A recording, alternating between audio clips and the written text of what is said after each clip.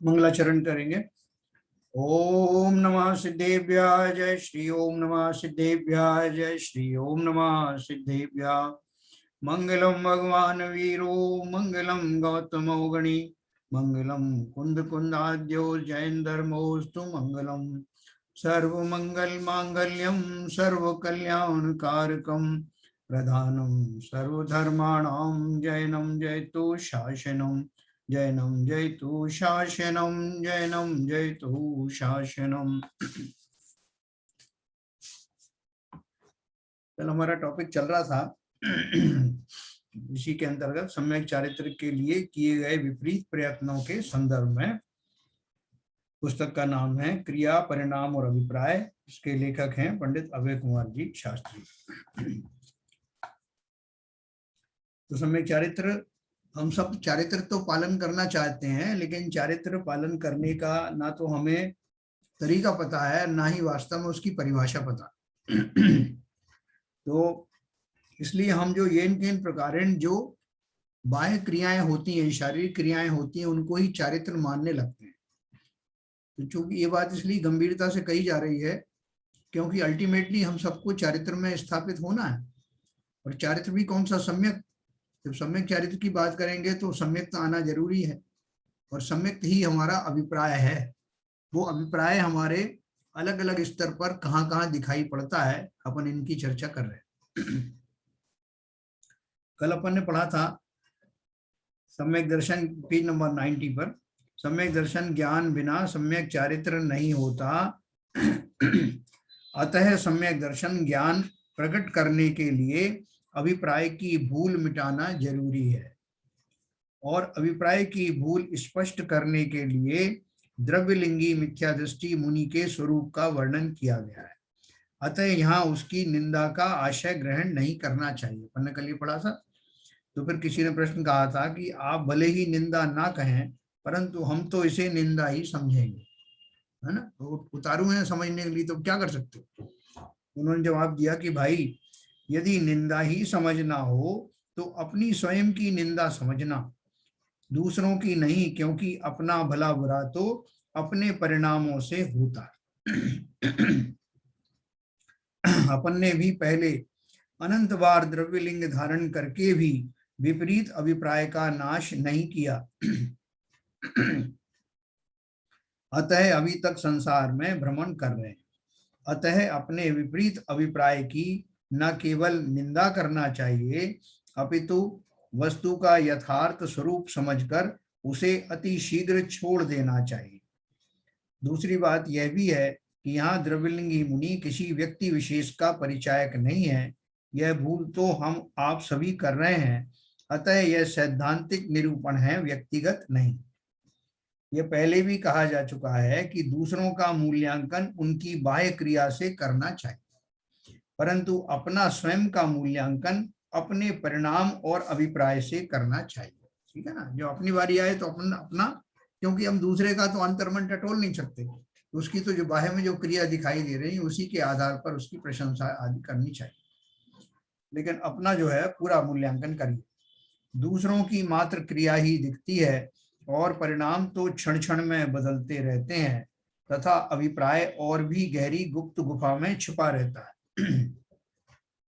अतः दूसरों का मूल्यांकन क्रिया से ही संभव है, और यही उचित भी है।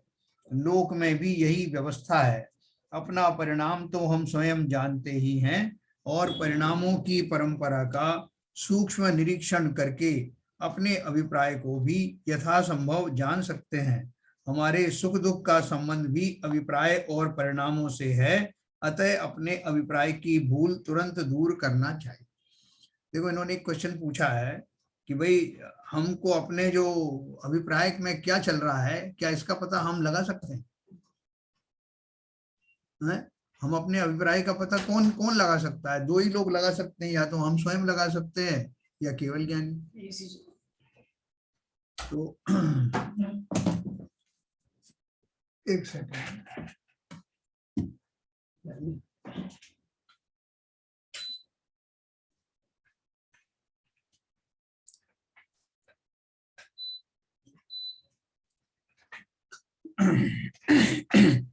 तो अपना अभिप्राय जो है, सबसे अच्छा जानने का तरीका क्या है कि मैं बहुत ईमानदारी के साथ और पूरे प्रयास के साथ ये मानकर कि मुझे अपना अभिप्राय आज पता करना, मेरे अभिप्राय में तो कहीं खोट नहीं है, अर्थात मेरी मान्यता क्या है। देखो, सम्यक दर्शन के अपन ने 8 अंग पढ़े थे, निकांक्षित, निशंकित आदि। वो बहुत बड़ा पैमाना है, उससे हम टटोल के देख सकते हैं कि इन 8 अंगों में से कौन से अंग मेरे अंदर प्रविष्ट हुए। वैसे तो सम्यक दृष्टि को 8 ही अंग होते हैं, लेकिन उनमें से एक भी आप आजमा के देखना कि क्या मुझे शरीर से अभी भी उतनी ही गहरी रुचि है, उसके प्रति उतनी ही अभी वात्सल्य उमड़ा पड़ा है, उतना ही उसको अपनापन है शरीर आदि के प्रति, और समस्त संसारी इंद्रिय भोगों से उतना ही है, या कुछ कमी आई है? क्या मैं संसार में बहुत डरा डरा सा घूमता रहता हूं, या निशंक हूं? क्या जैन धर्म के सिद्धांतों में मुझे अभी भी शंका होती है? शंकाएं समाप्त हो गई? ये जो मोटे मोटे 2-3 है, निर्वांछक होना, निशंकित होना, है ना, ये सारी जो चीजें हैं उसमें से 1-2 टटोल के देखना, तो पता लग जाएगा कि मुझे भेद विज्ञान हुआ है कि नहीं हुआ। ऐसा जानने के पश्चात हम, मतलब जैसे एक चावल एक दाना टटोला जाता है ना खिचड़ी में, खिचड़ी पकी कि नहीं, ऐसे ही ये 2-3 लक्षण देख करके हमें ये पता लग जाएगा भाई सम्यक दृष्टि तो मैं अभी हुआ नहीं, इसका अर्थ है मैं मिथ्या दृष्टि हूँ। और मिथ्या दृष्टि होने के लिए और अगर गहराई में ईमानदारी से अब मैं झांकूं, जिसे अंग्रेजी में इंट्रोस्पेक्शन कहते हैं ना, अपने अंतर में झांकना, तो अवश्य ही ईमानदारी के साथ अवश्य मुझे अपनी कमियां नजर आएंगी कि मैं घोर मिथ्या दृष्टि तो हूं, लेकिन क्या घोर मिथ्या दृष्टि हूं या कुछ इंप्रूव हो गया हूं, ये हमें अपने आप में पता लगने लगेगा। और तब हर एक कार्य में जब मैं वो करता हुआ अपने आप को उद्यत करूंगा, ये कार्य करना है, तभी मुझे अपनी अंतरात्मा से आवाज आएगी ना। क्या आवाज आएगी कि मैं जो कुछ कर रहा हूं वो किसी कषाय के अंतर्गत तो नहीं कर रहा हूं। मान्यताएं तो मेरी खोटी है ही, जिन्हें मैंने समझ लिया है, लेकिन अब उस मान्यता के फलस्वरूप जब तक मान्यता ठीक नहीं होती है, तब तक कम से कम अपने परिणामों का तो कंट्रोल रखो। ये परिणाम किसी कषाय विशेष की वजह से आ रहे हैं क्या, ऐसा एनालिसिस अवश्य करना। इसलिए उन्होंने लिखा है, लोक में भी यही व्यवस्था है, अपना परिणाम तो हम स्वयं जानते ही हैं, और परिणामों की परंपरा का सूक्ष्म निरीक्षण करके अपने अभिप्राय को भी यथासंभव जान सकते हैं। हमारे सुख दुख का संबंध भी अभिप्राय और परिणामों से है, अतः अपने अभिप्राय की भूल तुरंत दूर करना चाहिए। जब कभी मुझे अभी कोई भी घटना में दुख महसूस हो, सुख का छोड़ दें अपन, दुख महसूस हो तो तुरंत ध्यान रखना कि मुझे ये दुख क्यों हुआ। तो आपको ध्यान आया कि मुझे अभी थोड़ी देर पहले एक विचार चल रहा था, उस विचार के फलस्वरूप मुझे ये दुख के प्रकरण आने लगे, दुख जैसा महसूस होने लगा। तो फिर आप फर्दर एनालिसिस करो कि ये भाव कहाँ से आया। तो आपको पता लग गया, आज मैंने न्यूज सुनी थी ना, वो न्यूज सुनी जब से मुझे लग रहा है कि गवर्नमेंट में कुछ हो नहीं रहा है, सब बेकार बैठे हुए हैं। इस न्यूज के सुनने से ये मुझे संकट खड़ा हुआ। फिर अगला क्वेश्चन करना कि क्या न्यूज सुनना जरूरी है, क्या कौन सी न्यूज सुनना चाहिए। तो आप फर्दर एनालिसिस करोगे कि भाई न्यूज में तो सब में इस तरह की चीज आती है, अगर चैनल देखना ही है तो अपने पास बहुत सारे ऑप्शंस हैं। तो क्या ऑप्शन है, बोले आजकल तो अपने तो जिनवाणी चैनल आती है, पारस चैनल आती है, श्रद्धा चैनल आती है, बहुत सारी चैनल आती है, किसी को लगा देख लो। तो इस तरह के जो भाव मुझे आया आज, ये नहीं आएगा। ऐसे उसका एनालिसिस करते करते आप चले जाना, तो आपको फिर एक कंक्लूजन पे पहुंचेंगे कि मुझे क्या देखना चाहिए, किन लोगों के साथ रहना चाहिए, किस तरह की बातें करनी चाहिए, कैसी पुस्तकें पढ़नी चाहिए। ये करते करते आप खुद ही अपना निर्णय भी ले लेंगे कि मेरे सुख दुख का जो वास्तव में जो परिणाम होते हैं, उनके पीछे की श्रृंखला क्या है। जो परंपरा लिखा ना, श्रृंखला क्या है, वो कहाँ से आते हैं वो विचार। क्योंकि जीव जो सुखी दुखी होता है एक विचार से हो जाता है। एक सुबह एक विचार आया और सारे दिन जो दुखी बना रहता है, वो उसको पता भी नहीं चलता कि मैं आज दुखी क्यों हूं। स्थूल चीज तो उसको समझ में आती है, लेकिन कई बार इतना वो सूक्ष्म विचार होता है कि उसको पता नहीं चलता कि मुझे आज कुछ बुरा सा लग रहा है। लेकिन बुरा लगने के पीछे कारण क्या है, जब तक आप एनालिसिस नहीं करोगे वो जाएगा नहीं।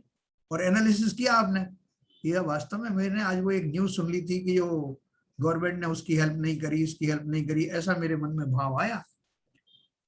दूसरे ही क्षण आपने जो है सिद्धांत के ऊपर से समझा कि संसार में जो कुछ घटित होता है वो सब पूर्व नियोजित होता है। जब जैसा होना होता है, जिस जीव का जैसा जो है कर्मों का उदय होता है उसके अनुसार होता है। गवर्नमेंट ने मदद नहीं करी या फलाने ने मदद नहीं करी और सब देखते रहे, तो ये सारी चीजें आपका जो है वो भ्रम दूर हो जाए।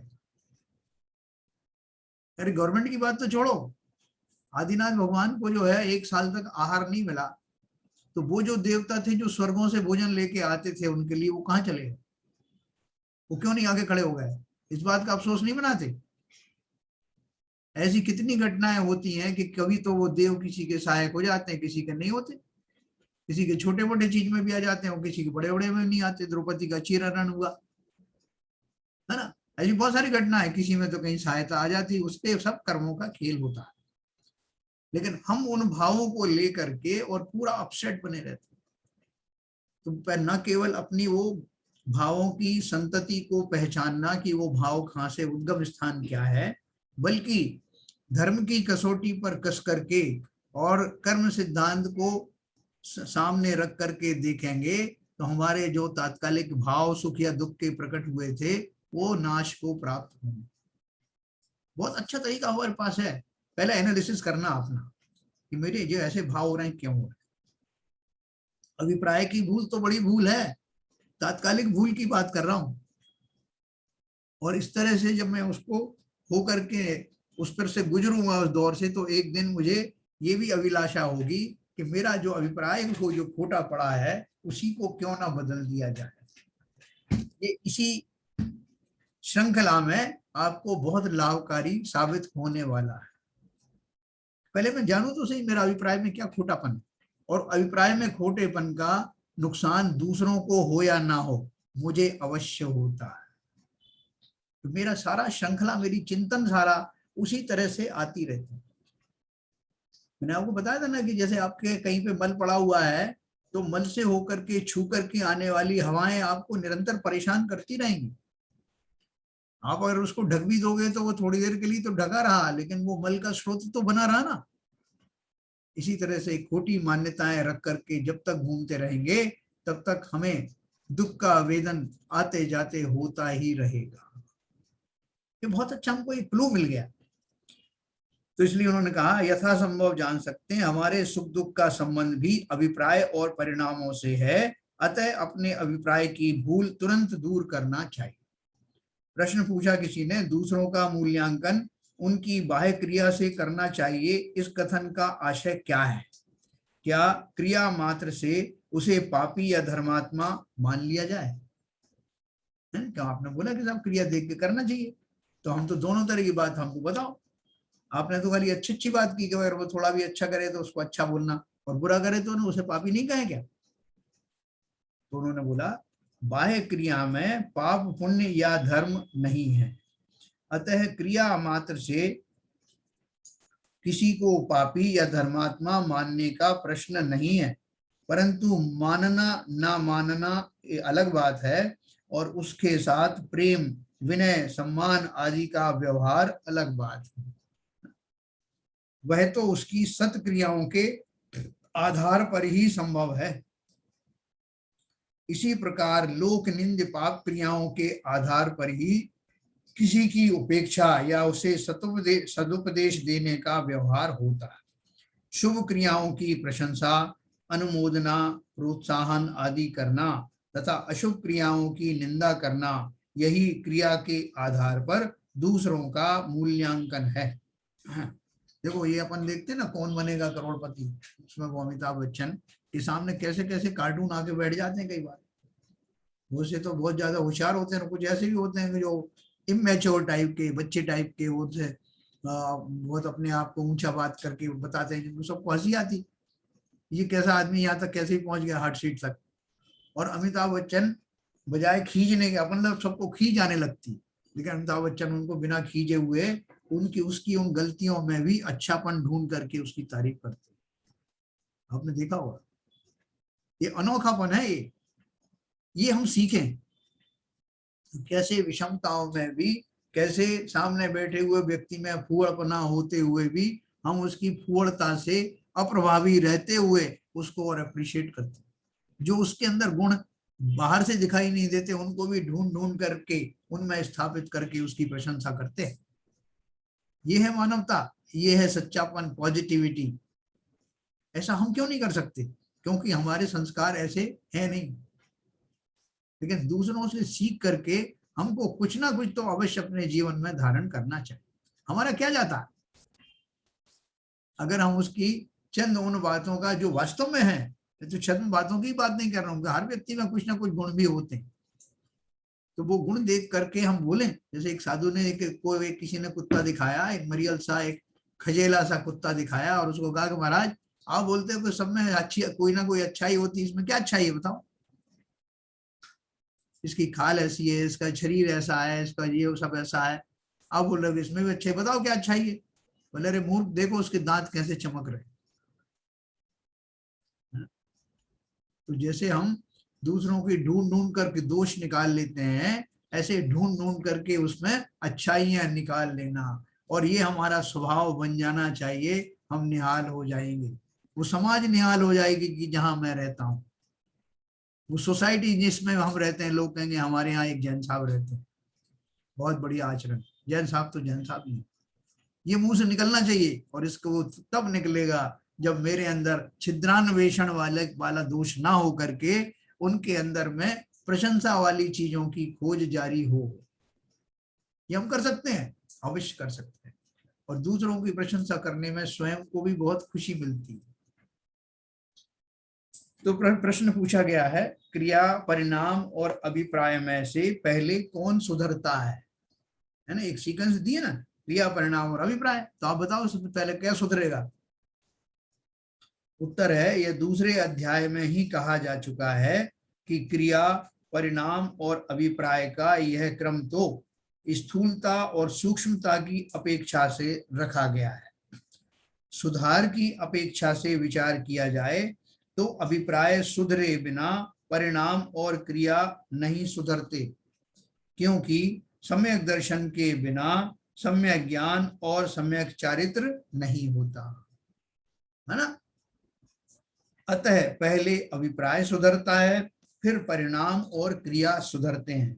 अतः सुधार की अपेक्षा अभिप्राय, परिणाम और क्रिया, यह क्रम समझना चाहिए। जब कभी हमको सुधारने की बात आए तो क्या सुधार है? बोले आप सारा जोर लगा दो अभिप्राय में बदलाव का, मान्यता में बदलाव का। मान्यता में बदलाव का आप बोलोगे एक झटके में तो साहब मान्यता में बदलाव होगा नहीं। मैं कल भी शरीर को अपना मानता था, आज भी मानता हूँ, और पता नहीं कब तक मानता रहूंगा। तो आपने बोल दिया कि एक पल में छोड़ दो, तो ऐसे थोड़ी छूटता है अभिप्राय। बिल्कुल सही बात है, अभिप्राय एक क्षण में नहीं छूटता, लेकिन अभिप्राय में मेरे भूल है ये मान्यता लाने में कितना टाइम लगता है। नहीं, अपन छोटी मोटी बातों में कहते हैं साहब मेरे से गलती हो गई, आई एम सॉरी, तो मैंने वो गलती स्वीकार की ना। ऐसे ही मेरे अभिप्राय में खोट है, ऐसा मानने से आपका मीटर रिवर्स डायरेक्शन में चलने लगता है। अवश्य ही मेरे अंदर खोट है, इतनी विनम्रता तो हमें होना चाहिए ना। और वो भी ऐसा नहीं होना चाहिए हाँ है तो है, क्या कर लोगे, हूं मैं तो विपरीत मान्यता वाला। किसी को कुछ नहीं कर लेना भाई साहब, अपन को ही करना। किसको चैलेंज कर रहे हैं अपन? अपनी मान्यता खोटी होने से नुकसान किसको है? सबसे अधिक नुकसान मुझे ही है, क्योंकि उस मान्यता के अनुसार ही मेरे परिणाम होते हैं, वैसी ही क्रियाएं होती हैं। संसार उसका जो है प्रतिशत मुझे देता है, बदला देता है, और मैं उसके कारण दुखी होने लगता हूँ। जो दे रहे हो वही, जो फसल बोओगे वही तो काटना है ना, इसी का नाम है। जो कुछ मैं दूंगा वैसा प्रतिशत मुझे मिलेगा। तो हमें जब सुधार करना हो तो कम से कम, अगर सुधार एकदम ना हो तो कम से कम ये तो मान लेना कि मैं बिगड़ा हुआ हूं इस अपेक्षा से। फिर प्रश्न पूछा, अभिप्राय की भूल बताते समय तो यही कहा गया है कि द्रव्यलिंगी मुनि की क्रिया और परिणाम तो सुधर गए हैं, परंतु अभिप्राय नहीं सुधरा है, अतः उसे मोक्ष मार्ग नहीं होता। फिर पहले अभिप्राय सुधरता है, यह नियम कहाँ रहा? किसी ने क्या बढ़िया प्रश्न पूछा कि आपने कहा था कि द्रव्यलिंगी मुनि की क्रिया परिणाम तो सुधर गए हैं, लेकिन अभिप्राय नहीं सुधरा है। इसका मतलब क्या, दो चीज पहले, इर्रेस्पेक्टिव ऑफ रॉन्ग अभिप्राय, क्रिया और परिणाम सुधर सकते हैं ना, किसी ने क्वेश्चन पूछा। तो उत्तर दिया है, द्रव्यलिंगी की क्रिया और परिणामों को सुधरा या बिगड़ा नहीं कहा गया है, मात्र इतना ही कहा गया है कि महाअमृतादि रूप आचरण तथा महामंद कषाय होने पर भी उसके अभिप्राय में भूल रहती है। द्रव्यलिंगी की क्रिया आगमानुकूल होती है तथा उसके परिणाम भी क्रिया के अनुकूल शुभ रूप होते हैं, उन्हें व्यवहार दृष्टि से सुधरा हुआ भी कहा जाता है। वास्तव में क्रिया पर परिणामों का उपचार करके उसे सुधरा या बिगड़ा कहा जाता है ना। परिणामों का उपचार कर, क्रिया पर जो क्रियाएं हो रही है ना, तो वो क्रिया कैसी हो रही है उसके हिसाब से उसके जो परिणाम हैं अच्छे होंगे या बुरे होंगे, अपन ये कहने लगते हैं। परिणाम यदि राग द्वेष रूप हो तो बिगड़े हुए हैं तथा कषायों का अभाव हो तो सुधरे हुए कहे जाएंगे। आपने किसी को भोजन पे बुलाया और उसकी थाली में रोटी फेंक के मारी, ले भाई खा ले, तो वो कहे ये क्या कर रहे हो आप, ये भोजन करा रहे हो, भोजन ही तो करा रहा हूँ, तो आपने रोटी ऐसी फेंक के क्यों दी? बोले रोटी खाना ना तेरे को, मैंने तो रोटी दे दी, रोटी खाने की क्रिया तो बराबर है ना खिलाने की, इसमें क्या दोष है? बोले नहीं, जिस ढंग से आपने फेंकी है उससे आपके परिणाम समझ में आ रहे हैं ना। तो क्रियाएं जो ही क्रियाओं के पीछे होने वाले परिणामों को जगत पहचान लेता है। तो इसलिए उन्होंने लिखा कि यहाँ पर परिणाम यदि राग देश रूप हो तो बिगड़े हुए हैं तथा कषायों का अभाव हो जाए तो सुधरे कहे जाए। मन कषाय के कारण दे रहा था मैं उसको रोटी ऐसे फेंक करके, चल तू भी क्या याद करेगा, दे दिए, और मैं मजबूरी में दे रहा हूँ। लेकिन अगर मेरा कषाय वैसा नहीं होता, शांत परिणामी होता, तो अत्यंत प्रेम पूर्वक उसको भोजन कराता है ना। तो मेरी क्रियाओं पर सीधा परिणामों का असर पड़ता है, और परिणामों का स्रोत क्या है ये बात अपन अलग से कर रहे हैं। प्रश्न पूछा है, परिणामों को सुधरा या बिगड़ा किस आधार पर कहा जाता है? कैसे पता लगाओगे परिणाम सुधरे हैं कि बिगड़े हुए? परिणाम की बात चल रही, भाव की। उत्तर दिया, प्रयोजन या उद्देश्य के आधार से ही परिणाम सुधरे या बिगड़े कहे जाएंगे। देखो अंडरलाइन करना इस बात को, प्रयोजन या उद्देश्य के आधार से ही परिणाम सुधरे या बिगड़े कहे जाएंगे। यदि किसी को ब्रह्मचर्य व्रत लेने के परिणाम हो तो आत्महित की अपेक्षा यह परिणाम सुधरा हुआ कहा जाएगा। किस अपेक्षा से? क्योंकि उसे मोक्ष जाना। तथा गृहस्थ जीवन में प्रवेश और कुल वृद्धि करने के लिए यही परिणाम बिगड़ा हुआ कहा जाएगा। माता पिता को चिंता हो गई कि बहू के कोई संतान नहीं हो रही, बेटे ने ब्रह्मचर्य व्रत ले लिया आते ही, शादी करते ही, तो सबको चिंता की लकीरें खींच गई। बोलेंगे पता नहीं ये बेटा किस जो है साधु की जो उसमें संतति में फंस गया, बिगड़ गया है। वहां उस अपेक्षा से उसे बिगड़ा हुआ कहा जा रहा है। तो इसलिए उद्देश्य और प्रयोजन की अपेक्षा एक रिलेटिव टर्म है ये, सुधरा और बिगड़ा। यहाँ तो मुक्ति का प्रयोजन है, अतः जो परिणाम मुक्ति के कारण है वे सब सुधरे हुए ही हैं। अपन तो किसकी अपेक्षा से बात कर रहे हैं? सब अपन तो मुक्ति के मार्ग में जाने के लिए कह रहे हैं, इसलिए हमारे पास कोई धर्म संकट नहीं है। उस मार्ग में जाने के जितने भी उस मार्ग से लगे हुए जो कार्य हैं वो सब सुधरे हुए परिणाम हैं, और जो उसके विपरीत जा रहे हैं वो बिगड़े हुए। यहाँ तो मुक्ति का प्रयोजन है, अतः जो परिणाम मुक्ति के कारण हैं वे सब सुधरे हुए ही हैं, तथा जो परिणाम बंध के कारण हैं वे सब बिगड़े हुए हैं। मिथ्या अभिप्राय के साथ होने वाले शुभ परिणाम और शुभ क्रिया भी मिथ्यापने को प्राप्त होते हैं। मिथ्या अभिप्राय, अभिप्राय क्या है? अभिप्राय यह है कि मुझे फला फला जी आदमी के ऊपर में तांत्रिक विद्या का प्रयोग करना। अब मैं क्या किया, मैं पूजन पाठ कर रहा हूं, सब लोग देख रहे हैं, हवन भी कर रहा हूं, तो सारी शुभ क्रियाएं चल रही हैं जो देखने में आदी हूं मैं जिनका, और वो क्रियाएं और करके वो बड़ा खुश भी हो रहा हूँ और स्वाहा स्वाहा भी कर रहा हूँ, है ना। लेकिन वो किस लिए कर रहा हूँ? किसी को पीड़ा पहुंचाने के लिए, उसके ऊपर संकट लाने के लिए वो क्रियाएं की जा रही। तो वैसा अब ये पूजन के बदौलत मैं सामने वाले का नुकसान करना चाहता हूँ। पूजन की सारी क्रियाएं अच्छी चल रही हैं, भली चल रही हैं, बैठे हुए लोग भी सब खुश खुश दिखाई दे रहे हैं, सामग्रियों का उपयोग हो रहा है, लेकिन अभिप्राय में खोटापन पड़ा हुआ है, दूसरों से बदला लेने का भाव है, दूसरों की अपेक्षा ज्यादा पुण्य कमाकर उनसे ऊंचा दिखाई देने का भाव। तो ये सारे जो भाव हैं, मिथ्या अभिप्राय के साथ होने वाले शुभ परिणाम और शुभ क्रिया भी मिथ्यापने को प्राप्त होती, विकार है वो क्रियाएं जो मैं किसी और को नीचा दिखाने के लिए या अपने को ऊंचा दिखाने के लिए कर रहा हूं। वो सारी क्रियाएं अभिप्राय खोटा होने के कारण मिथ्या ही हैं, मुझे उससे कुछ प्राप्ति होने वाली नहीं, उल्टा नुकसान होने वाला है ना। एक चोर है, वो अपने बेटे को देखता है कि मैंने शुरू से इसको अच्छे संस्कार दिए, तरह तरह की इसकी चोरी की ट्रिक सिखाई इसको, लेकिन ये तो चोरी करता नहीं, उदासीन हो गया चोरी से। उसका बाप उसको रोज डांटता है कि मैं देख रहा हूँ आजकल तुम बहुत बिगड़ रहे हो, भला भला जो है लोगों की जो सोहबत में रहते हो ना, वो तुमको पता नहीं क्या क्या पाठ पढ़ाते रहते हैं, तुम्हारी चोरी करने की आदत ही छूट गई। तो जिस अभिप्राय के साथ वो बात चल रही है, उस अभिप्राय के अनुसार ही वो क्रियाओं को या परिणामों को सुधरा या बिगड़ा हुआ कहा जाता है। एक ये रिलेटिव बात है, लेकिन हमेशा ध्यान रखो कि मुक्ति के मार्ग में अपन आइडेंटिफाई आराम से कर सकते हैं कि कौन सी क्रियाएं मुक्ति के विरुद्ध हैं और कौन सी उसके सामंजस्य पैदा करने वाली। प्रश्न है, यदि अभिप्राय परिणामों व क्रिया से निरपेक्ष और स्वतंत्र है तो अभिप्राय का स्वरूप समझने तथा अभिप्राय की विपरीतता दूर करने के लिए क्यों कहा जा रहा है? इस पुस्तक को लिखने की आवश्यकता भी क्या है? तो क्या क्वेश्चन पूछा? यदि अभिप्राय परिणामों व क्रिया से निरपेक्ष है, तो अपन ने पहले कहा कि तीनों चीजें इंडिपेंडेंट है, कोई किसी से लगा हुआ नहीं है, लेकिन कई जगह एक दूसरे में निमित्त निमित्तिक संबंध पाए जाते हैं।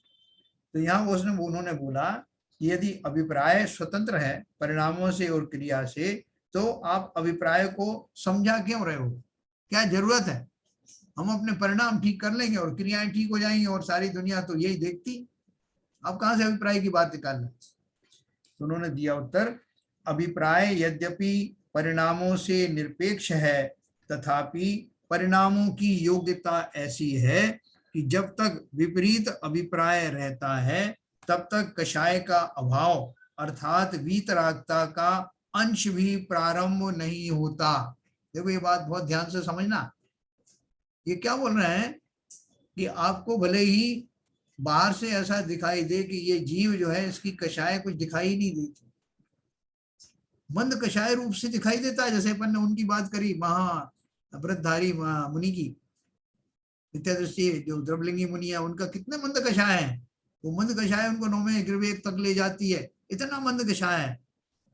तो फिर अभिप्राय में सुधार की क्या आवश्यकता है? किसी ने प्रश्न किया, तो ये क्या बोल रहे हैं, जब तक विपरीत अभिप्राय रहता है तब तक कषाय का अभाव, जब तक कषाय का अभाव नहीं होगा सारी कषायों के, तो वीतरागता प्रारंभ होगी नहीं। तो वो मंद कषाई के जो है कषाय तो है ना, भले ही मंद हो लेकिन उनका एग्जिस्टेंस है, वो समाप्त नहीं हुई है, समाप्त नहीं हुई है, किंचित भी समाप्त नहीं होने से वीतरागता का अंश शुरू ही नहीं हुआ। सारी कषाय में मोहिनी कर्म का जो है प्रबल प्रकोप होता है कि नहीं, मोहिनी कर्म से जुड़ा हुआ है, और मोहिनी कर्म के अभाव को ही तो वीतरागता कहते हैं, है ना। चरित्र मोहिनी जब चला जाता है, सारे जो है राग द्वेष आदि कषाएं सब चली जाती हैं, तो वीतरागता का अर्थ ये कि राग का चला जाना, और राग का चला जाना अर्थात चारित्र मोहिनी का अभाव हो जाना। चारित्र मोहिनी का अभाव हो जाना का अर्थ यह है कि उसके पहले मिथ्यात्व का या दर्शन मोहिनी का अभाव हो चुका है। सारे एक दूसरे से कनेक्टेड है ना, तो इसलिए बोल रहे हैं कि अगर अपेक्षा की बात करो तो विपरीत अभिप्राय जब तक रहता है तब तक वीतरागता का अंश प्रारंभ नहीं होता।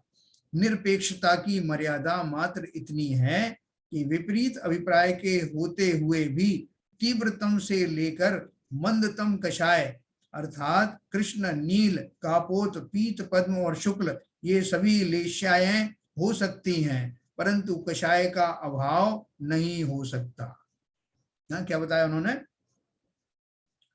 जो अपन ने अभी बात करी थी ना कि जो महाव्रत के धारी मुनिराज हैं उनकी कषाय इतनी कम हो सकती हैं, कितनी कम हो सकती हैं, ये कृष्ण, नील, कापोत, पीत, पद्म और शुक्ल ये सभी लेशाएं हो सकती हैं, मतलब कम होते होते कृष्ण से लेकर के और वहां तक जा सकती हैं, शुक्ल लेशा तक, लेकिन कषाय रहेंगी अवश्य। जब तक कषाय है तब तक लेशाएं भी। परिणामों की भी ऐसी स्वतंत्र योग्यता है कि सम्यक अभिप्राय अर्थात सम्यक दर्शन होने पर भी अनंतानुबंधी कषाय तो नहीं होती, परंतु अप्रत्यख्यान कषाय के उदय में अव्रत सम्यक दृष्टि को भी छहों लेशाएं हो सकती। कल अपन ने बात पढ़ी थी ना कि जो कषाय, छहों कषायों का जो सद्भाव है वो सम्यक दृष्टि, अवृति सम्यक दृष्टि को भी हो सकता है। छहों कषायों का वो क्रोध करता हुआ दिखाई देगा, सिर्फ अनंतानुबंधी जाति की नहीं होगी, लेकिन अप्रत्यख्यान, प्रत्यख्यान और संजुलन तीनों तरह की होंगी। जब मात्र प्रत्यख्यान और संजुलन कषाय का उदय रहता है तब पीत, पद्म और शुक्ल ये तीन लेशाएं ही होती हैं। ये दो कषाय कब होती है, प्रत्यख्यान और संजुलन, जब हम मुनि बन जाते हैं, है ना। तो अनंतानुबंधी पहले चली गई और दूसरी अप्रत्यख्यान वर्णी चली गई, हम श्रावक बन गए पहले, और श्रावक बनने के बाद जब हमने मुनि व्रत धारण कर लिया तो प्रत्यख्यान कषाय जो है वो भी चली जाएगी, संजुलन रह जाएगी। यानी पंचम गुण स्थान से ही हमारी ये तीन कषाएं अच्छी वाली शुरू हो जाती हैं। कौन सी, पीत, पद्म और शुक्ल। संयमी होने का अपन ने बात की थी ना। चौथे गुण स्थान तक तो ये छह कषाएं रहती हैं, उनका मंद और तीव्र उदय हो सकता है। तो ये तो सम्यक दृष्टि की बात है। मिथ्या दृष्टि के भी अपनी भूमिका के अनुसार कम ज्यादा होता रहता है, लेकिन सम्यक दृष्टि की तो अनंतानुबंधी चली ही गई है, या तो उपशमित हो गई है, या क्षय उपशम हुई है, या क्षय हो गई। लेकिन मिथ्या दृष्टि की वो क्षय होने का या उपशमित होने का कहीं कोई सवाल नहीं है, इसलिए वो पूरी पूरी ताकत के साथ विद्यमान है, इसलिए वीतरागता जीवन में प्रविष्ट ही नहीं हुई। विपरीत अभिप्राय सहित चारों आयु का बंध हो सकता है। देखो एक और बड़ा खतरा, विपरीत अभिप्राय सहित चारों आयु का बंध हो सकता है, परंतु सम्यक अभिप्राय होने पर मनुष्य को देवायु का और देव को मनुष्य आयु का ही बंध होता है। देखो ये बहुत बढ़िया बढ़िया फार्मूला है। अगर आप ये चाहते हो कि मैं खोटी गतियों में नहीं जाऊं तो अभिप्राय सुधार लेना, मान्यता बदल देना, तो आप कभी भी इन दोनों ही पर्यायों में शंटिंग होगी। मनुष्य से देव बनोगे, देव से मनुष्य बनोगे, और इसी प्रोसेस में एक दिन श्रेष्ठ तपस्चरण करते करते मुक्ति को प्राप्त हो जाओ ना। पारसनाथ के देव जीव को देखा आपने, उनका भविष्य को पढ़ा होगा आपने 24 तीर्थंकर पुराण में, कि कितनी बार वो जो है फिर वो मुनि बने। महावीर स्वामी का भी बाद में ऐसे ही हुआ, कितनी बार मुनि बनते थे, देव बन जाते थे, फिर आते थे मनुष्य बनते थे, फिर देव बन जाते थे। करते करते जो है एक दिन ऐसा हुआ कि उनका वो तप अंतिम तप बन गया, उनका वो जन्म अंतिम जन्म बन गया, उनका मरण निर्वाण में परिवर्तित हो गया ना। आ रही है ना अभी महावीर स्वामी का निर्वाण दिवस, तब महान दिन होगा। तो देखो ने लिखा, विपरीत अभिप्राय सहित चारों आयु का बंध हो सकता है, परंतु सम्यक अभिप्राय होने पर मनुष्य को देवायु का और देव को मनुष्य आयु का ही बंध होता है। सम्यक दर्शन होने पर भले ही असंख्यात वर्ष लग जाएं, परंतु भव तो बहुत अल्प रह जाते हैं। अगर आपको सम्यक दर्शन हो गया है और अगर वो चलता रहा, मेंटेन्ड रहा, तो कुछ ही भवों में खेल पूरा हो जाता ना। लेकिन वो तो आपको रखना पड़ेगा ना, अभिप्राय में विशुद्धि लानी पड़ेगी। सम्यक दर्शन होने पर अल्प काल में मुक्ति अवश्य होती है, अर्थात संपूर्ण कषायों का क्षय अवश्य होता है। अर्धपुद्गल परावर्तन से किंचित कम समय तक उसकी संसार में रहने की अधिकतम स्थिति है। अनादि अनंत काल प्रवाह में तो यह समय भी समुद्र में एक बूंद के समान ही है ना। अपन ने बार बार महिमा पढ़ी, सम्यक दृष्टि जीव के अगर वो सम्यक्त बना रहा तो 3-4 भाव में खेल हो जाता, लेकिन अगर वो छूट भी जाए एक बार होने के बाद तो बोलते फिर भी मत घबराना। ज्यादा से ज्यादा कितनी देर तक छूटा रहेगा वो? बोले भाई साहब अर्धपुद्गल परावर्तन तक छूटा रहेगा। अर्धपुद्गल परावर्तन से बहुत लंबा काल होता है। बोले कितना लंबा काल होगा? अनंत काल से तो कम ही होगा। कितना कम हो गया कि अनंत काल ऐसा जैसे कि पूरे समुद्र में एक बूंद। इसलिए डरने की बात नहीं, घबराने की बात नहीं है। एक बार क्वालिफाई करना, एक बार सम्यक दर्शन का स्वाद चखना, खेल हो जाए। इस प्रकार अभिप्राय और परिणाम स्वतंत्र होने पर भी उनमें इतना संबंध अवश्य है कि विपरीत अभिप्राय के रहते हुए संसार भ्रमण का अंत नहीं हो सकता और सम्यक अभिप्राय के रहते हुए अधिक समय तक संसार में ही नहीं रह सकता। इस अपेक्षा से परस्पर सापेक्ष भी कहे जा सकते हैं। देखो एक सबसे बढ़िया बात क्या है, ये जो अभिप्राय में सुधार है, जैसा अपन ने अभी पहले भी पढ़ा, ये मैं किसी और के लिए नहीं कर रहा हूं, क्योंकि मैं बहुत दुखी रहता हूं, संसार के सभी प्राणी बहुत दुखी रहते हैं और हम और आप सब दुखी रहते हैं। इसके पीछे का अभिप्राय भी हमारे समझ में आया नहीं। क्यों रहता हूं मैं दुखी? बार बार मैं सुखी होने का प्रयत्न करता हूं और दुखी होकर ही लौटता हूं, अनादिकाल से चल रहा है। तो बोलते हैं एक बार अभिप्राय सुधर गया, मान्यताएं बदल गई, मैं शरीर नहीं हूं ना ही शरीर मेरा है, और इसीलिए पूरा संबंधी नाते रिश्ते धन दौलत आदि मेरे नहीं है। ऐसी सुंदर भावना देखो कहीं और नहीं बताई, जहां देह अपनी नहीं तहां ना अपना कोई, घर संपत्ति पर प्रकट है पर है परिजन लोए। ये जो है फार्मूला है, इस फार्मूले को धारण करके ही अभिप्राय सुधरेगा। और अभिप्राय के सुधरते ही आपको जो छोटी छोटी चिंताएं सताती रहती हैं, संसार में होने वाली किसी भी तरह की प्रतिकूलताओं से मैं खेद खिन्न हो जाता हूं, ये होना बंद हो जाएगा। मैं उसे मात्र संसार की एक व्यवस्था समझ करके और समता में बना रहूंगा। समता में बना रहना ही तो आकुलताओं से निजात पाने की गारंटी है। तो कल अपन पढ़ेंगे ये, एक मेरे ख्याल से शायद कल का दिन हमारा आखिरी हुआ है, जो मोस्ट प्रोबेबली। तो कल अपन और ये प्रश्न वगैरह देखेंगे। अभी मैं आपको अनम्यूट करूंगा और अपन थोड़ा सा चिंतन करेंगे इसके ऊपर, क्योंकि ये बहुत अच्छा चिंतन का विषय है।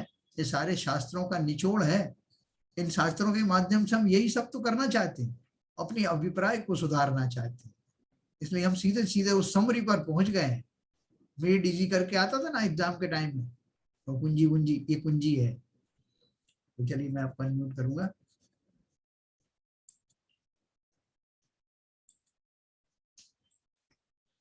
हाँ सर।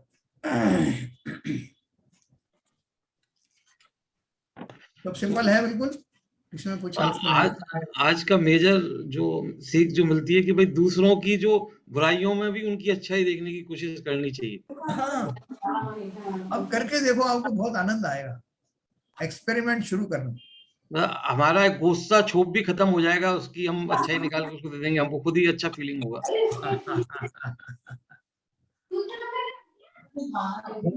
देखो ऐसा है। हाँ बोलिए।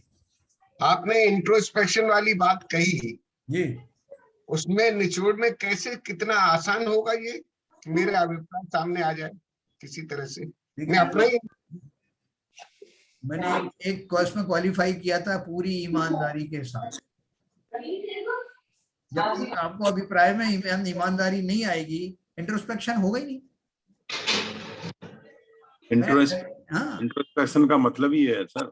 हाँ, अपने अंदर में झांकना। झांकेगा कौन? जिसको झांकने की आवश्यकता महसूस करेगा या अपने प्रति ईमानदार होगा, वही तो झांकेगा। नहीं साहब, इसका एक क्लियर एग्जाम्पल है।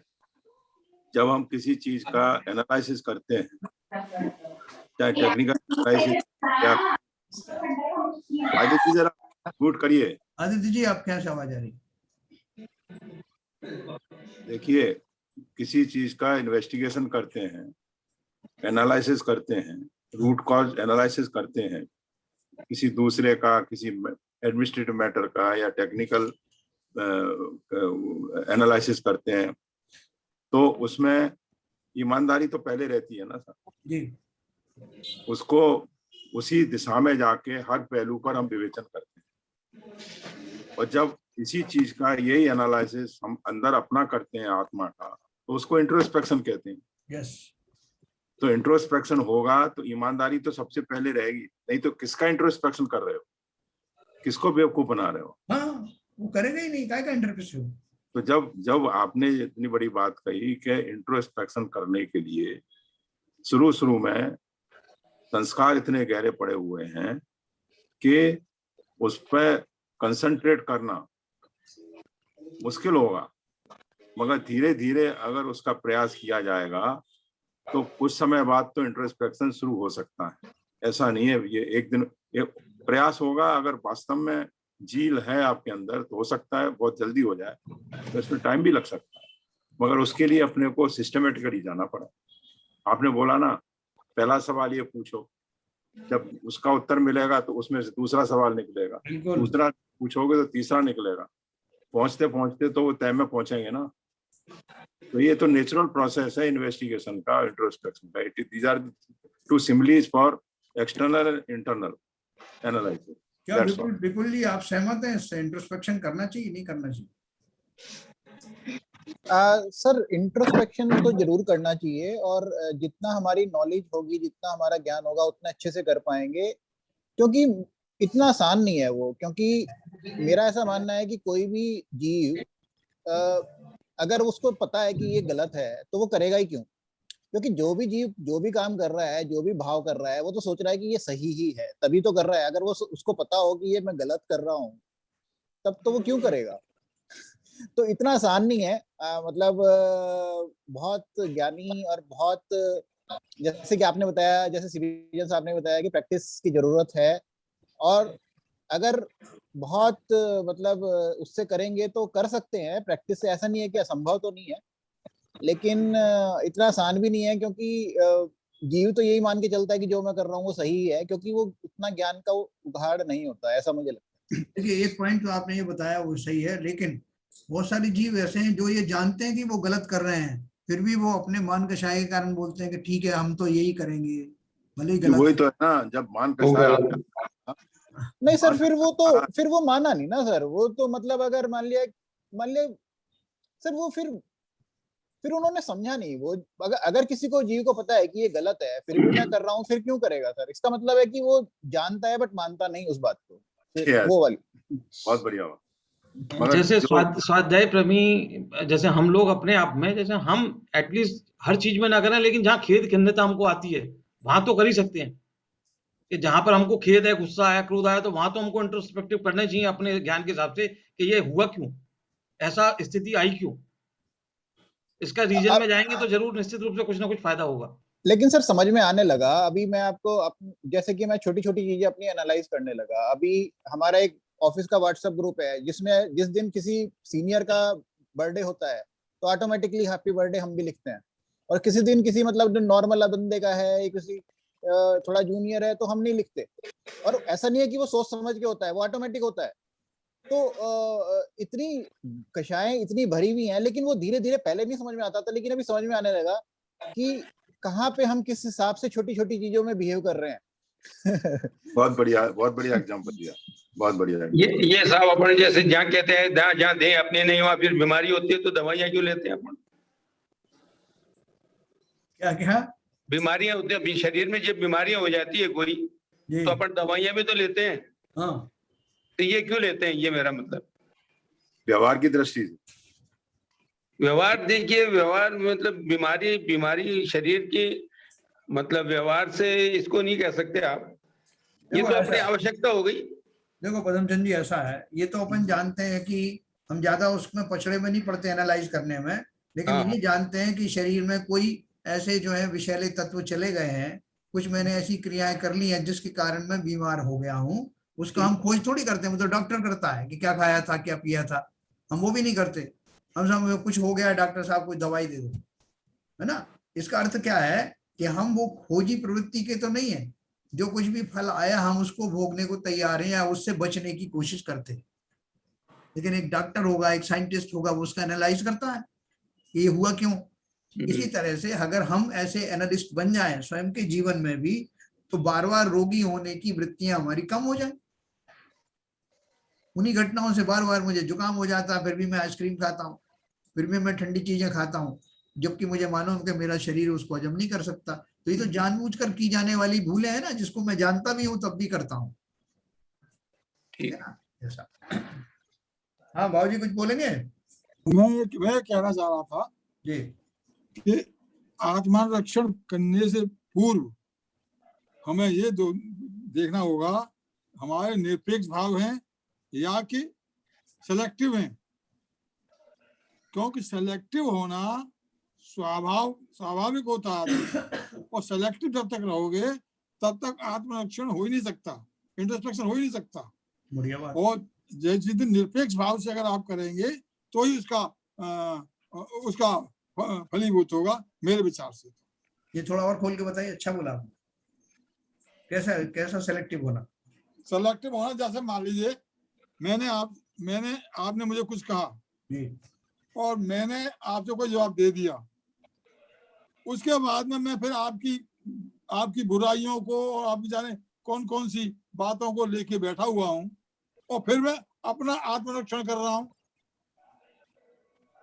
आत्मरक्षण अपना इंट्रोस्पेक्शन करने से पहले मुझे जिसके प्रति जो भी भाव हुए हैं, जो भी हमारे भाव बिगड़े हैं, उससे पहले निरपेक्षता लानी पड़ेगी।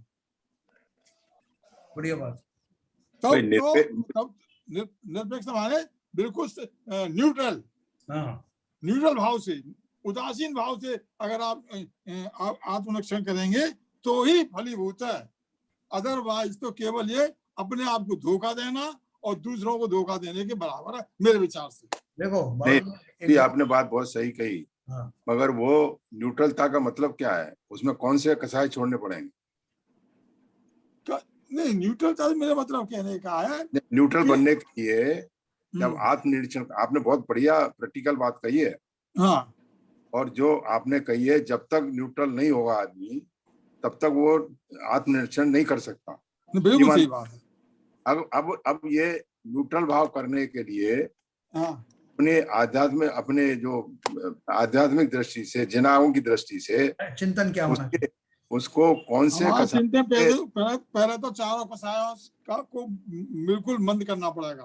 पहले सबसे पहले तो मान क्रोध मान कसाय जाना चाहिए है? मान कसाय जब तक रहेगा मान कसाय, क्रोध कसाय, मान और माया।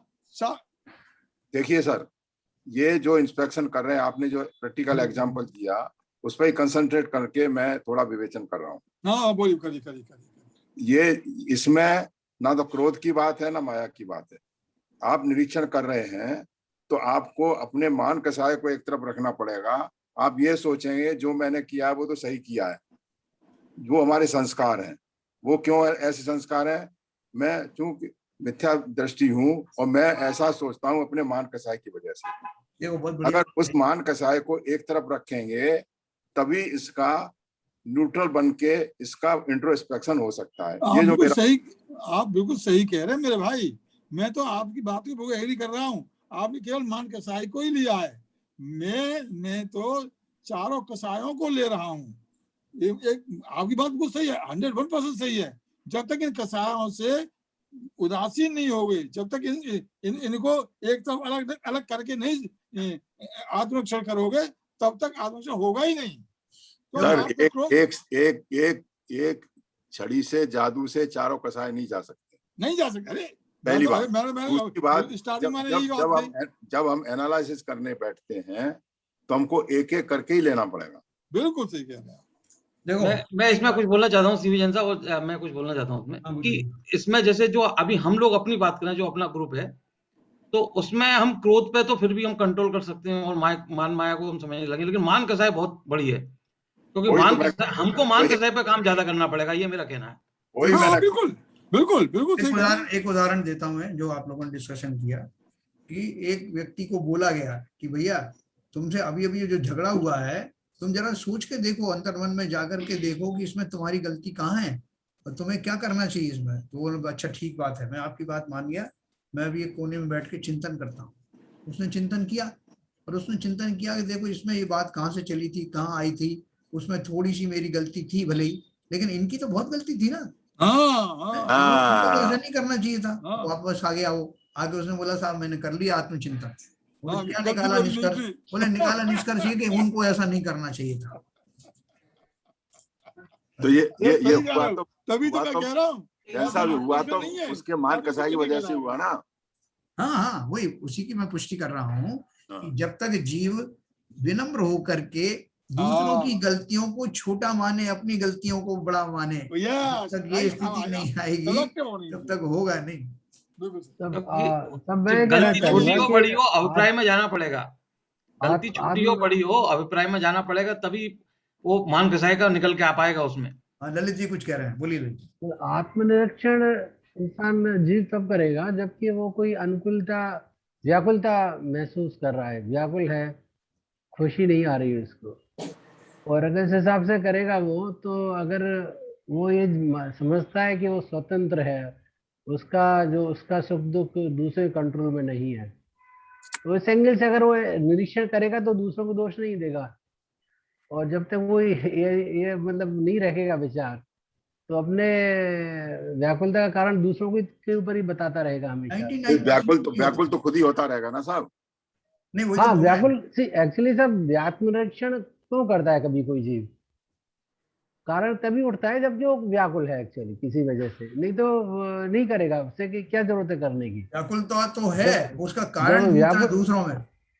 हाँ जब व्याकुल है तो निरीक्षण अगर वो अपने जैन सिद्धांत के हिसाब से करता है तो उसका निरीक्षण सही निकलेगा। अदरवाइज तो वो दूसरों को दोष देता रहेगा कि ये निरीक्षण मैंने किया और मेरा जो दुख का कारण पड़ोसी है वो या मेरा बात है, बेटा है या पत्नी है नहीं या तो वो है। ललित जी वास्तविकता ललित जी ये वो है कि दूसरों हमें को एक सेकंड ललित जी, एक्चुअल में आत्मानुरक्षण तो हमें प्रतिदिन रात को बैठ करके करना ही चाहिए, चाहे व्याकुलता हो या न व्याकुलता हो, पूरे दिन की चिंतन करके आत्मा हम कहाँ पर हमारी रूह आज के दिन पूरे दिन हमारी जो बातें हुई ये सब कुछ हुआ, उसका हम कहाँ पर स्थित करते हैं, हमारी हम इसमें हमारे भाव कहाँ कहाँ बिगड़े हैं, हम उन भावों को कैसे सुधार सकते हैं, इसका अनुरक्षण यही आत्मरक्षण है। इसी को बैठ के डेली करना है, एक दिन नहीं, रोजाना शाम को बैठ करके इसका अनुरक्षण करना है, और तभी हम कुछ आगे बढ़ पाएंगे। नहीं तो किसी लड़ाई हो गई उस दिन बैठ करके 4 गलतियां उसकी देखी, 5 गलती अपनी देखी, फिर बैठ सोच रहे हैं हे भगवान उन्हें ऐसी गाली दी थी, मैंने ये किया था और रात को नींद नहीं आ रही है, ये आत्मरक्षण नहीं कहलाता है। ये जो मेरे विचार से मैं अपना मेरा व्यू है। नहीं एक्चुअली आत्मनिरीक्षण बहुत डिटेल वाली चीज है। नॉर्मली हम लोग जैसे रिव्यू जैसा करते हैं, अच्छा आज हमने ये काम किया, इसका ये फल मिला, हाँ, ऐसा क्या हुआ क्या नहीं हुआ। पर आत्मनिरीक्षण एक बहुत ही एक बड़ा प्रयास है ऊंचे लेवल की बात है, जो कि अवश्य करना चाहिए, जैसा आप बोल रहे हैं, वो अवश्य हर जीव को करना चाहिए। और वो आदर्श, वो मतलब आदर्श बात है एक्चुअली। बिल्कुल सही है। और आत्मनिरीक्षण का जो मुख्य जो हमारा जो पैमाना होता है वो ये है कि दूसरों के दोषों को इग्नोर करके स्वयं के दोषों को ढूंढना, हाँ है ना, उल्टा नहीं होना चाहिए। दूसरी बात ये भी है ललित जी, जो आपने कही ना कि झगड़ा हो गया, उसकी मैंने गलती निकाल दी, उसकी वजह से हुआ, तो मेरे को कोई फर्क नहीं पड़ता। मगर ये बात भी सत्य है, भले ही फर्क नहीं पड़ता आउटवर्डली, मगर अंतर मन में तो व्याकुलता उसकी चलती रहती है अंडर करंट में। इसको हम हाँ, उसी के लिए तो जो अपन इतनी चर्चा कर रहे हैं, उसी जो अंडर करंट चल रहा है, जो व्याकुलता चल रहा है, उसी के लिए इसका आत्मनिरीक्षण की बात हो रही है। कि उसका रूट कॉज देख के, जैसा कि अभी एस.के. जैन साहब ने कहा कि अब उसके दोषों पे पर्दा डाल के हम अपने दोषों का माने कि मेरे से कहाँ गलती हुई है, मैंने कहाँ ये किया है, मैं इसमें कहाँ पर खड़ा हुआ हूँ। अगर वो मालूम पड़ जाएगा तब उसका प्रायश्चित होके फिर आगे जब गलती नहीं होगी तब उसमें हमारे अभिप्राय में धीरे धीरे सुधार आना शुरू होगा। बिल्कुल सही। हाँ, एक्चुअली आत्मनिरीक्षण है या अपने स्वयं का निरीक्षण है, दूसरे एक दूसरे जीव का निरीक्षण नहीं है। आत्मनिरीक्षण उसकी आत्मा का है, दूसरे का नहीं। तो किसी घटना मैं इसमें विशेष एक बात थोड़ी और दूसरे तरीके से करना चाहता हूँ उसमें। जैसे अभी कोई क्रोध, ऐसा कोई इंसिडेंट हुआ जिसमें क्रोध हुआ, बहुत आपको खेद खिन्नता हुई, और उसमें गलती आपकी बिल्कुल भी नहीं थी, 100% नहीं थी आपकी गलती, और लेकिन अब हम कहते हैं उस दिन हमने उसका पूरा निर्णय किया और हमने निकाला कि भाई गलती तो हमारी थी नहीं, मैं तो बिल्कुल शांत बैठा था, इन्होंने मेरे को उकसाया, इन्होंने किया। लेकिन यदि आप बहुत ज्यादा गहराई में जाओगे तो जो उस दिन हुआ वो उस दिन का रीजन नहीं हो सकता है। डेफिनेटली आपकी बात बहुत सही है। उस चीज को भूलना नहीं चाहिए कि ये खेद खिन्नता हुई क्यों, सामने वाले को गुस्सा आया क्यों मेरे पे, वो उसके हुआ उसमें भी जाना चाहिए उसको। उसमें कर्म सिद्धांत को भी बीच में ला सकते हैं, कर्म सिद्धांत लाना पड़ेगा। एनालिसिस में आएंगे सब फैक्टर एक्चुअली का, शायद की एनालिसिस भी होगी और कर्म सिद्धांत भी इन्वॉल्व होगा। नहीं सर, एस.के. जैन साहब, जी, ये जो अभी शैलेंद्र जी ने जो बात कही, उसका मैं एक प्रैक्टिकल एग्जांपल अभी रिसेंट बताता हूँ अपने साथ घटना। एक सज्जन क्या कहते हैं, एक दिन मैंने एक शब्द बोला और उसके ऊपर वो बिफर गए, और इतने बिफरे कि मैं तो दंग रह गया। उनके साथ मेरे बहुत संबंध अच्छे थे, मैं उनका बहुत रेस्पेक्ट करता था। मैंने उनको नहीं रहा गया तो उन्होंने फिर उसको आगे बात को बढ़ाया, फिर आमने सामने बात हुई। मैंने कहा सबसे बड़ी चीज ये है कि मैं जानना चाहता हूं कि इसमें मेरी गलती क्या है। तो मालूम पड़ा कि किसी की कही हुई बात को वो प्रिज्यूम करके कि मैं ही उनके उस दुख का कारण बना था, उसकी वजह से उनके क्रोध के भाव पैदा हुए और वो बस्ट आउट हुआ। तो फिर लोगों ने, 3 लोग बैठे थे, उन्होंने समझाया कि आपने उनके कहने पर प्रिज्यूम कैसे कर लिया कि इनिशिएशन इनकी तरफ से, ये उसका कॉज है। कि नहीं साहब, अब मैं गलती समझ गया, ये इसका कारण नहीं है। तो शैलेंद्र जी जो कह रहे हैं वो भी बात सही है कि उस समय जो इंसिडेंट होता है उसके बैकग्राउंड में पुरानी हिस्ट्री भी हो सकती है, और वो आपके जैसा आपने उसको कंक्लूडिंग किया कि यहाँ पर हमारी कर्म सिद्धांत की थ्योरी भी लगती है कि कभी न कभी पुराना इंसिडेंट रहा होगा, वो इस रूप में निमित्त में आकर ये घटना हुई और उनका निवारण हुआ। चलिए साहब, बहुत बढ़िया डिस्कशन रहा। कल अपन इसको और कंटिन्यू करेंगे, शायद हो सकता है कल हमारा लास्ट हो या लास्ट बट वन हो। नहीं, कल नहीं, परसों हो पाएगा, 2-3 पेज है साहब। क्यों लास्ट क्यों हो रहा? नहीं, थोड़े तो काफी पेज बाकी है, थोड़ा सा है, काफी पेज बाकी है। नहीं, कहाँ बाकी, 99 पेज तक ही है टोटल पुस्तक। नहीं, 2-3 पेज हैं साहब, 1 पेज हो पाता है एक दिन में। चलिए कोई बात नहीं, जब तक चलेगा अपन करेंगे, पूरी चर्चा करेंगे। चलिए, हाँ, गुड मॉर्निंग साहब। कुछ कह रहे हैं? हरप्रीत साहब कुछ कह रहे हैं? चलिए, गुड मॉर्निंग।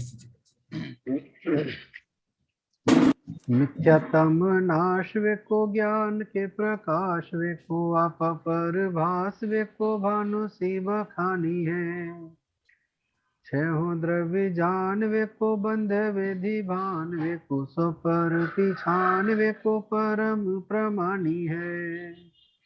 अनुभवताए वे को जीव के जताए वे को काहू न सताए वे को भव्य और आनी है।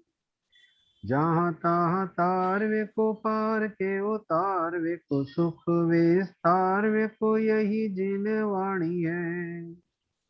हे जिनवाणी भारती तोय जपू दिन रैन, जो तेरी शरण आ गए सो पावे सुख चैन।